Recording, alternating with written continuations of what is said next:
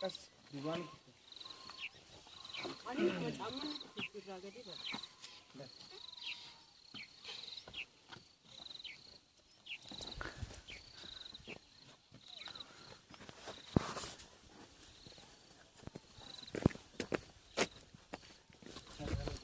Wah, ukatan.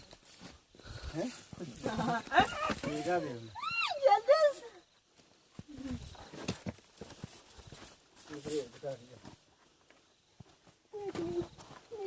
Sekarang mana gambar yang gitu?